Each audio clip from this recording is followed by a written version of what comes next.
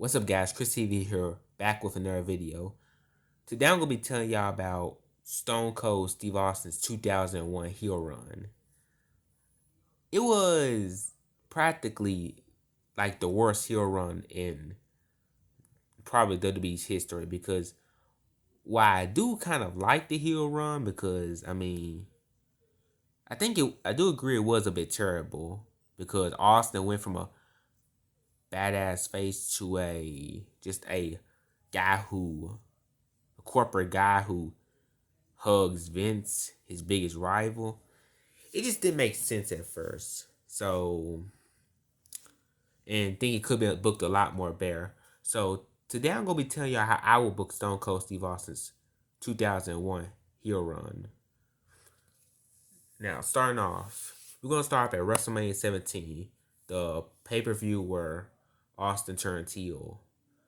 Now, the part where Vince and Austin, Vince interfering in Austin's match with The Rock helped Austin beat The Rock. Yeah, that still happens. I wouldn't change a thing during that turn. That was an epic turn. While people do not like the heel run, they did like how he just randomly turned heel WrestleMania 17. It was a shocking heel turn. Nobody expected to happen. So I wouldn't change a thing during that. But yeah. Anyway, instead of Austin having this gimmick where he just hugs his boss and sings a song with him and do all this other funny moment stuff, his heel it's gonna be similar to his heel character in 1996, where he's just a badass heel who beats everybody who dare a step with him. Yeah, that heel run. Except he's gonna be aligned with Vince. He's gonna be a corporate badass who, you lay a hand on the boss, you lay a hand on me. Yeah, that type of stuff. Anyway, the steel cage match between Austin and The Rock after WrestleMania for the championship, that still happens. Austin still injures The Rock, put him out of action because I wouldn't change. Because technically, I'm not going to allow change the injuries and stuff. I'm not that type of person. So, yeah, that still happens. The Rock still gets injured. You're taken out of action because that's what happened in real life. But The Rock does not interfere in line with Stone Cold. Instead, these two are feud and Triple H turns face. I never really.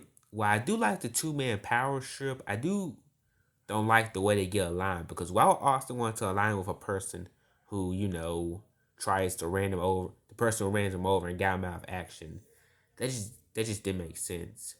So instead, these two will be feuding in two pay-per-views. The first match starts at Backlash, where Austin retains. Insurrection. So these two have one last match in a steel cage, where Vince interferes, handcuffed in Triple H. Vince interferes, give Austin the handcuffs and handcuffs him to the ropes and gets out of the cage. And during that time, Triple H was injured, so yeah, that still happens too. I won't change a thing during that. And then he enters a program with a face Undertaker. I believe this will be a great feud if the heel run get booked a lot better. Austin played a savage heel he was back in the day in 1996 while Undertaker got his, American Badass gimmick. Yo, the feud starts at Judgment Day where again Austin retains. And then Riot King of the Ring. And these two have one last no holds barred match. Well, let's talk about the feud first. It's gonna be where, why is Kane is gonna be by his side Undertaker because Undertaker is his brother. Where, the threatening to smash the hand stuff, that still happens. But like I said, without Triple H, because he's out of action. But yeah, this feud's gonna be, how during the Brock Lesnar and Triple H feud with Brock Lesnar, um, threatening to break Shawn Michaels' arm and stuff. Yeah, it's gonna be similar to that with Austin and The Undertaker, where Austin just keeps attacking Taker's brother Kane and stuff. Anyway, where Taker has enough. And the match goes in King of the Ring, where I do that because I want Austin to be like a bigger, more of a a hole because I mean, because having Austin attack more and more superstars he get in the ring with, like this is the Austin who anyone steps in the ring with him gets punished. Like decimated, like brutally attacked, like in 1996, where Austin would just want to beat up somebody who goes up against him. So yeah, this makes Austin a bigger, more of an a-hole. So at King of the Ring, Austin again retains. In the Invasion storyline, of course, that still happens. That still happens. But Austin Jones just randomly turn face and turn heel at the pay-per-view. He's just gonna remain a tweener and just play along with WWE, at Invasion, just help WWE win until he turns on Vince and the WWF and join the alliance, stating that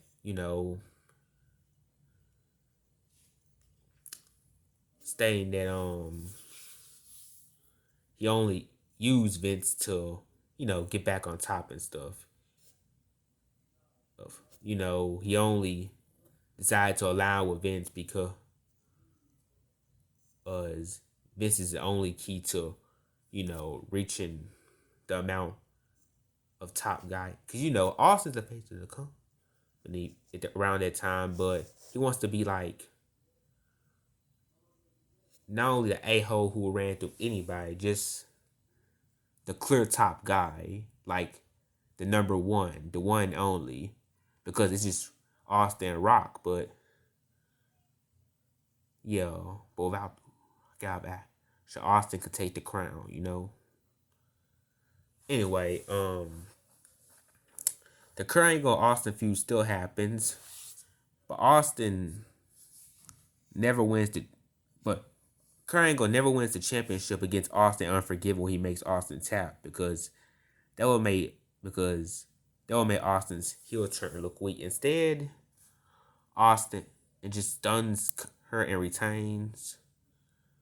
And yeah, at Survivor Series, the part where Kurt Angle interfere. You know how Kurt Angle joined the Alliance around the time aligned with Stone Cold? That still happens where Kurt interfere. Where at Survivor Series, Kurt nearly turns on the Alliance. Yeah, that never happens because that turns off the back heel. And technically, I wouldn't change. I wouldn't have the heel turn just go yet. So instead, The Rock will do a rock bomb to Stone Cold, wins the match for WWE, and he got his revenge on Stone Cold. And Austin's still a heel, and do get furious over it. And at Vengeance, where the winner faces, Vengeance where WCW and WWE champion face each other to crown the first undisputed champion. That still happens, but yeah, Austin defeats Kurt, but The Rock defeats Jericho to retain in the title, and these two gonna be facing each other. I do this because these two always put out good ring matches. Well, I do hate to ruin push like that. And he'll get his moment soon, but yeah, until Austin stuns The Rock and wins the championship, becoming the first undisputed champion.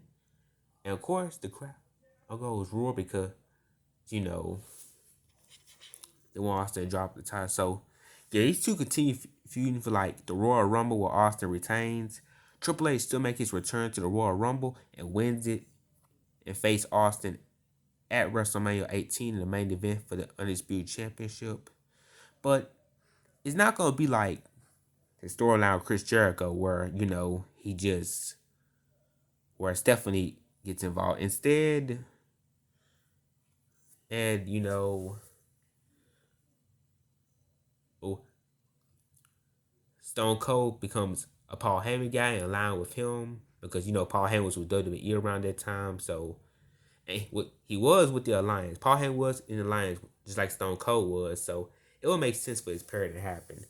So yeah, but at WrestleMania, Triple H defeats Austin to win the Undisputed Championship. And Austin went out TV for a couple of months to return. And he has a face. He's the feud with a heel Rock for WrestleMania 19 and goes the same. Rock defeats Austin. Austin retires. So yeah, that's how I book Stone Cold Steve Austin's 2001 heel run. And that's it for the video. Make sure you drop a like, subscribe, and see you next video. Deuces.